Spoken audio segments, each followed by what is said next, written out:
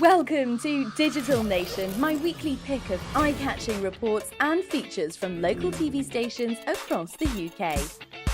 On the show this week, from map to app, charting changes in cartography. Coming face to face with the world's most venomous serpent. And celebrating Britain's legendary outlaw at the Robin Hood Festival. Get in touch on Twitter using the hashtag #DigitalNation. First to Leeds, where a local man has come up with an unusual idea for a massive time capsule. Well, maybe not that unusual, as the ancient Egyptians did sort of think of it first. He's working on plans for a giant stone pyramid that will preserve memories of us and our way of life for 1,000 years. Now I just need to work out which snaps I look best in. Take a good look at this lump of stone in this quarry in Leeds. You may assume that it's merely ordinary, cold and uninteresting, but you'd be wrong, for this stone appears destined to make history. That's because by 2023, it could well form part of the base of the first pyramid constructed in thousands of years. It may seem far-fetched, but it's all part of a concept called the Earth Pyramid, which was thought of by Steve Ward and his family. The idea is to build a huge pyramid in Malaysia, which would act not only as a massive time capsule for people and governments of the world, but also serve to educate future generations. Peace and environmental education has been cut in schools, and it's virtually non-existent in a lot of the world. So this is creating a platform that will get children looking at the future of our planet, help to educate them, but also provide funds to help them tackle these issues in the future. So just how big is this pyramid going to be? Well, it's 70 metres across the base with a height of about 50, but even this is tiny in comparison to some of the pyramids we already know about. It would fit 27 times into Kafur's pyramid in Giza, but it's worth remembering it is a time capsule and it will be sealed for 1,000 years. It's not easy creating something built to last these days, but designer Mark Steele says he's up to the task. What's unique about it is the time itself. 1,000 years is way beyond the time that we would design any form of structure for these days. Yeah, there's a degree of craziness about it, but you know, you only get one life and you've got to give yourself challenges and step up to them. Inside the pyramid will be various chambers, a children's section where all children of the world can add their names. There's also room for governments and organisations to place a capsule, preserving their cultures and way of life. Excitingly, there's also a digital chamber where millions and potentially billions of us can store digital memories for our ancestors to learn all about us and how we lived our lives. A Kickstarter funding campaign will launch in September. From then on, it'll be your chance to have your life preserved for 1,000 years in a truly unique way. And to think, it could all start with this bit of stone in a quarry in our city. Here on Digital Nation, we do our best to bring you some of the most thought-provoking personal stories from across the country. In Portsmouth, firefighter Katie Cornhill was born a boy, but never felt happy in a man's body. After 3 decades of struggle and medical support, she's finally living as the woman she always felt she was. Born as Peter, Katie Cornhill knew since childhood that she wanted to be a girl, but she hid her true feelings from her friends and colleagues for many years until she decided to go through with a surgical intervention. My transition, you could say, started the day I was conceived. So it's been a whole journey for my whole life. Transition can happen in several ways, or a few ways. Basically, the main way that people transition is socially. So that's your biggest challenge when you socially transition. Then you can go for medical transition as well, which involves taking drugs for your transition, and surgical intervention as well. And I had my gender confirmation surgery in November last year. If I'm honest, something that I should have done many, many years ago, but I just haven't been in the right space in my life, the right support around me, the right environment, really, for me to feel confident and able to be able to do what I know I needed to do and align myself with my entire body, head, everything all at once. So at work, I just wasn't feeling like I was fitting in properly. I felt quite isolated in a team of what are white heterosexual men. I feared the reaction of people internally, for me and for my team, but also externally. I feared for the fire and rescue service, for my team, my colleagues, my friends, what people might say about the fire and rescue service who were supporting someone who was transgender. I couldn't really tell people how I really felt, so I felt isolated, and I used to remove myself from normal conversations that you would have. Although it was my personal journey that I was going on, this was going to be a journey that involved everybody. And they were all very pleasantly comforting to me. They reassured me, no, don't worry about it, it's new to us and we'll deal with it as we go. I was very open for them asking me questions. When I do my job, all I want to do is be competent and efficient and effective at what I do. Katie now uses her personal history to raise awareness about transgender issues and to fight the flames of exclusion and discrimination. Where am I and where next? Questions we've all asked ourselves at some point. Today we have GPS and phone apps to help us when we get lost, but it wasn't always that easy. An exhibition at the National Library of Scotland in Edinburgh takes us back to a time when maps were more fancy than fact. I remember getting my first map when I was about 8 years old, and I liked how it could take me to a place that I'd never been, and I've been fascinated with them ever since. What we've found as we've been working through the exhibition, everybody loves maps, so it was a good opportunity for us to showcase maps from across the whole collection. We're also used to having maps on our phones and our iPads.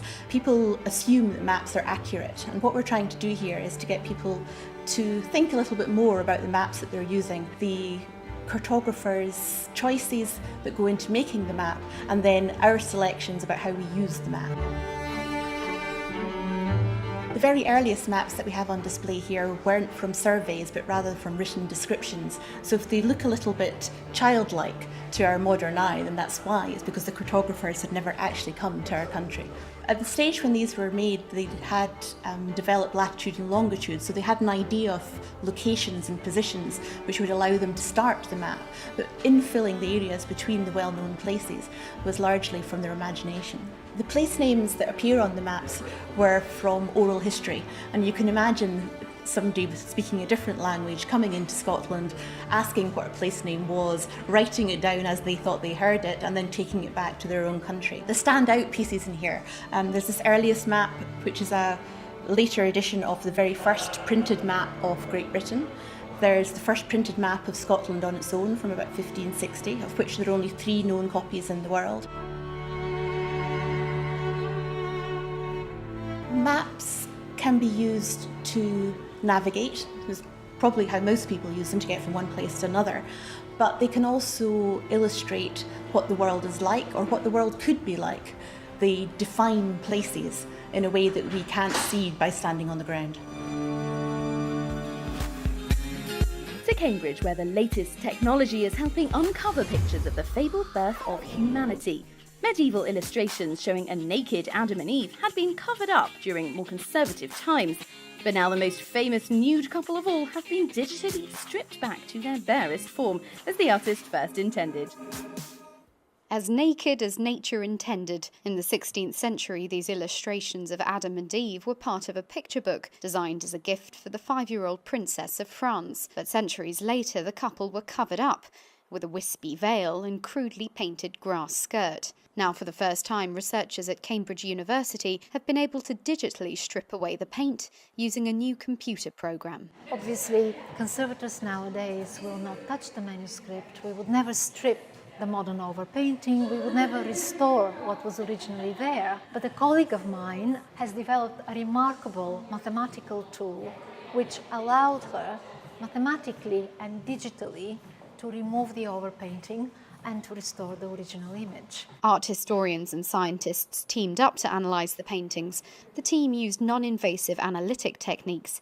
We started with infrared imaging, which allows us to look beneath the paint surface, and then we get into the analysis of the pigments proper. And we use a number of spectroscopic methods, such as X-ray spectroscopy or reflectance spectroscopy, which allow us to look at tiny little areas of the paint and identify which pigments, which colored materials the artists use. It's really special because in a way it's like going back to the Middle Ages and to the time when these manuscripts were created, where there was no division.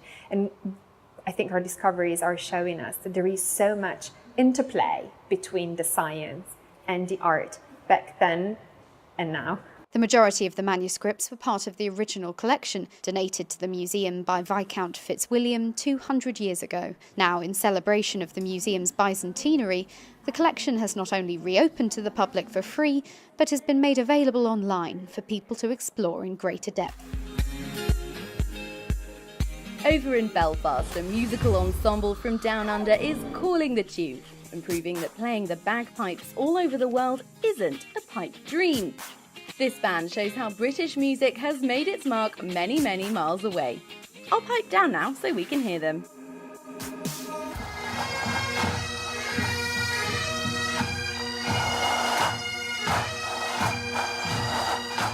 Every 3 years we take the boys overseas for a tour. This year we've decided to take pretty much a whole band, so we're touring with 72 boys. The school's had a pipe band for about the last 60 years, so the Scottish connection's pretty strong. If you convince a child to play the bagpipes in the primary school, the chances are, if they take to the instrument and they enjoy playing the instrument, the chances are they'll still be playing this instrument in 40 years' time. If they learn the recorder at school, I mean, I say this, how many 40-year-old recorder players do you know? So the way for this instrument to survive and to give more people the opportunity to play it is by putting it into the schools. With pipe band, we're all together, we're all in it, and we're all playing the same rudiments, we're all playing together. I think that's one thing that you gain from just joining a pipe band. The interdependence, the synergy between the bands, the mateship, everyone being friends, being mates, and but still having the structure. I feel as though regardless of the instrument you play, you know your place and you have a place within the band.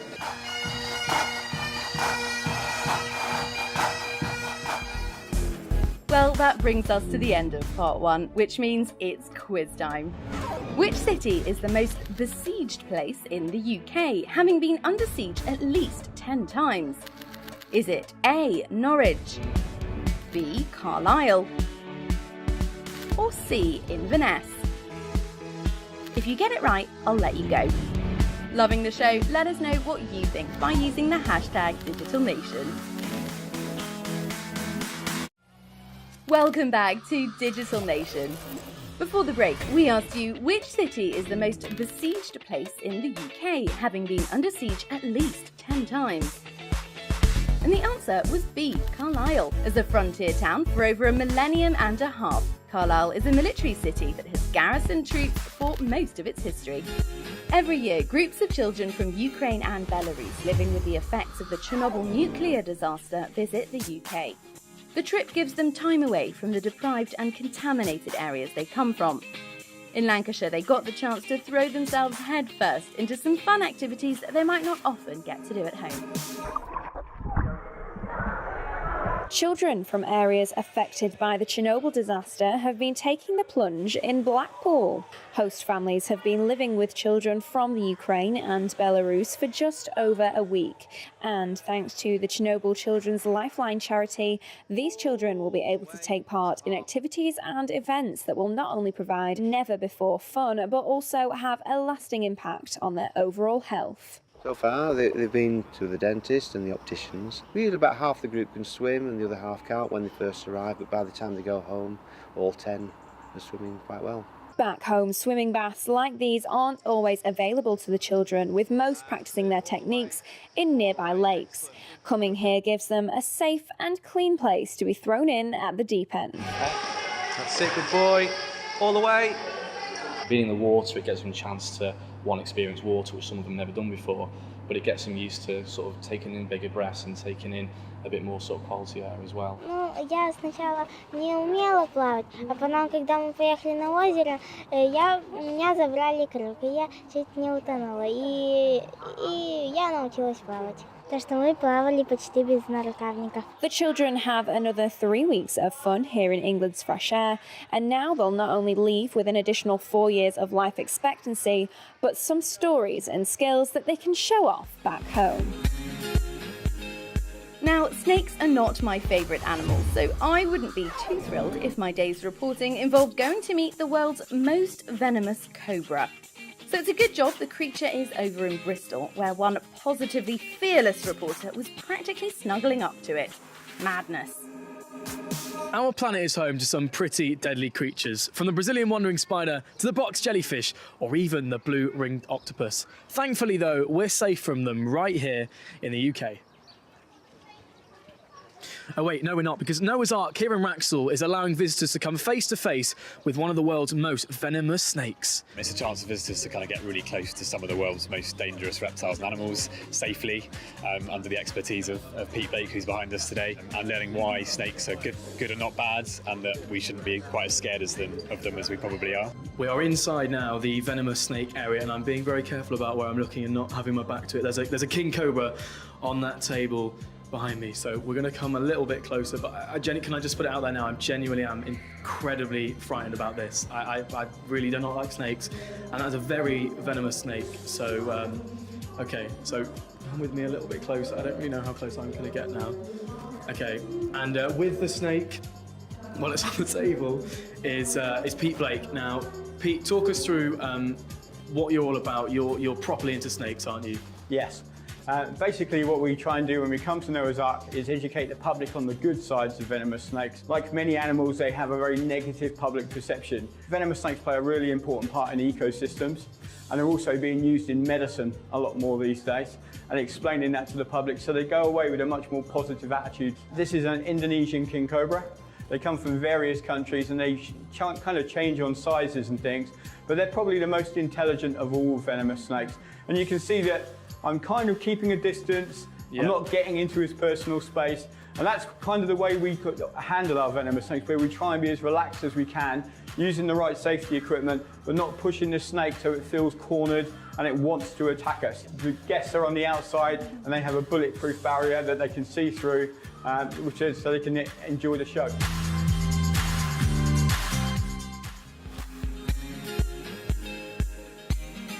Falling from the heavens for a good cause. That's what a Norwich vicar has done in a skydiving spectacular. But this was no flight of fancy for the Reverend, who decided to raise money for a cancer charity to stop her losing her resolve to take to the skies.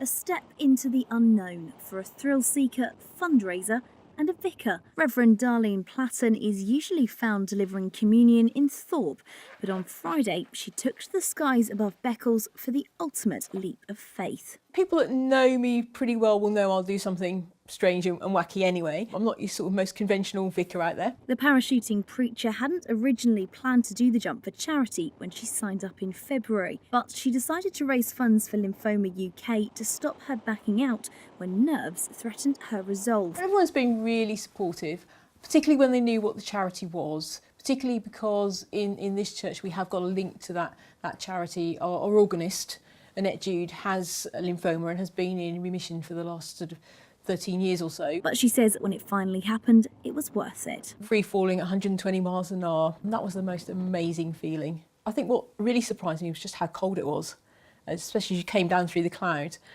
And then suddenly the chute goes up and it all goes quiet, and you're just surprised at how quickly it was all over. And I would quite happily have just turned around and gone back up again. Though it's something she's never done before, she's not the first member of the Diocese of Norwich to take up the challenge. Well, of course, we know that the bishop did it a couple of years ago. He and his wife Judy, they jumped. So I suppose, there's nothing like following the boss in, is there? Darlene managed to raise more than £1,000 with her jump. She says her next fundraising challenge will probably be a walk or something else to keep her feet firmly on the ground. Let's head to Cardiff now and meet a bilingual performer who's making the most of her heritage. Singer-songwriter Kizzy Crawford performs in both Welsh and English and says that while her hometown of Merthyr Tydfil isn't necessarily known for its beauty, it's given her some of her best inspiration.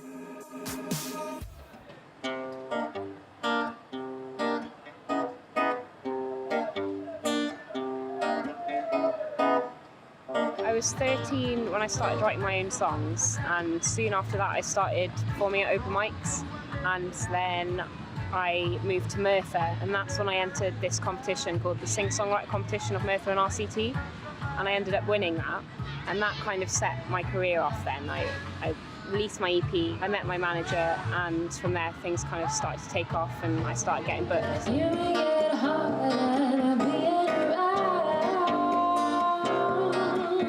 My music is kind of like a fusion between jazz, soul, funk, and a bit of folk and a bit of hip hop as well. I've recently, this past year, been experimenting a lot with production and kind of started to record and produce my own songs, and I'm trying to kind of bring that into my live set as well.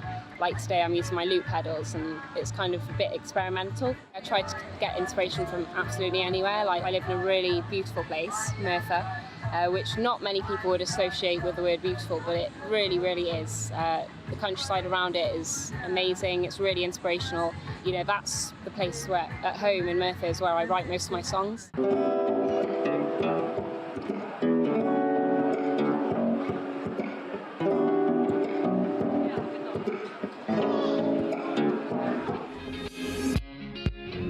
And now it's time for our weekly slice of innovation with Creative Kingdom. The Wright brothers may have been the first to fly an airplane, but if they wanted somewhere to land properly, they would have had to have travelled 3,500 miles to Southampton, the aviation capital of the UK. The first Brit to build and fly his own plane came from around there in 1910, Edwin Roland Moon. But the real innovation happened in a Southampton suburb called Woolston, when they began a flying boat service to the Channel Islands and became the first place in the world to call it an airport. And now, nearly 44,000 places around the world have done the same. Proof once again that when it comes to creativity, innovation, and making a splash, it's Southampton Mint! Finally, swords, shields, jugglers and jesters. No, not my average Saturday night out, but the Robin Hood Festival in Nottingham. An array of costume characters from the folklore have descended upon Sherwood Forest to bring the story of the UK's most iconic outlaw to life. I'll just dust off my Maid Marian outfit and join the fun.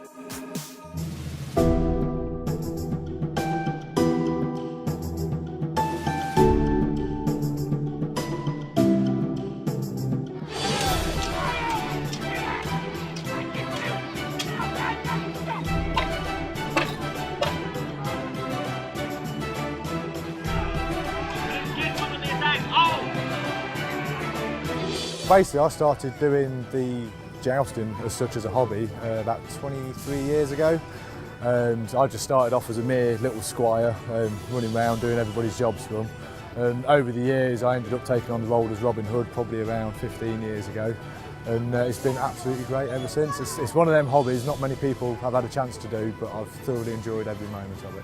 I think it's the biggest thing that Nottinghamshire have got, to be fair. And I think Nottinghamshire now are just at the stage where they're starting to appreciate the Robin Hood a little bit more and realising what it can do for the economy as much as anything else.